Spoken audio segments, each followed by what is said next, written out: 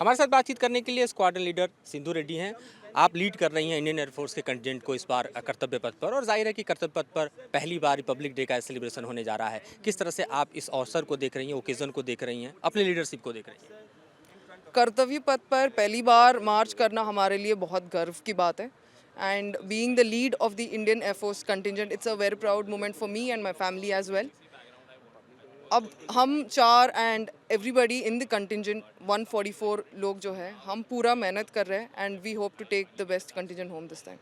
आप एक महिला पायलट हैं और जाहिर तौर पे MI-17 आप उड़ाती हैं। मेरा सवाल ये है कि किस तरह से महिलाओं की भूमिका खास तौर पे आप देखिए तो कॉम्बैट में बढ़ता जा रहा है, चाहे वो आर्मी हो, एयरफोर्स हो या नेवी हो। ये जो पार्टिसिपेशन का बढ़ना है, वीमेन पार्टिसिपेशन का बढ़ना है, इसको आप कैसे देखती हैं? एयरफोर्स ने बहुत पहले से वुमेन के लिए एवेन्यूज़ ओपन किया हुआ है। मी-17 में पायलट्स पिछले 10 साल से ही है ऑलरेडी एंड अभी बाकी भी एवेन्यूज़ ओपन होने से I will say air force is being really he's been taking a forward step in almost everything that is possible. So if you want to join the forces, the only thing that you should be looking for is what you want to be and not who you are. एक आखिरी सवाल कि youth के लिए और particularly women के लिए, इस सेक्शन के लिए क्या मैसेज आपको लगता है कि क्रिएट होगा, खास तौर पे जो इंस्पायर्ड हैं इस तरफ आने के लिए और जिनको लगता है कि ये भी एक अपॉर्चुनिटी है और एक बड़ी अपॉर्चुनिटी है जब आप नेशन के लिए सर्व करना चाहते हैं?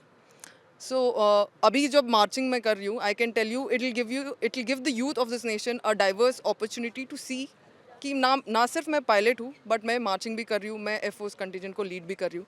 सो it's a very good example of air force to see that there are different things to do and different things to achieve and या I hope that's an inspiration for everybody.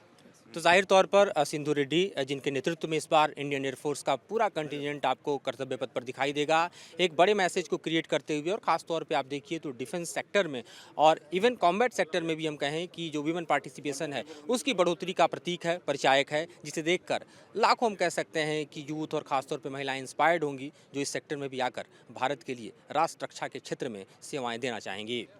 Mukesh के साथ मधुरेंद्र कुमार, न्यूज़ नेशन, दिल्ली।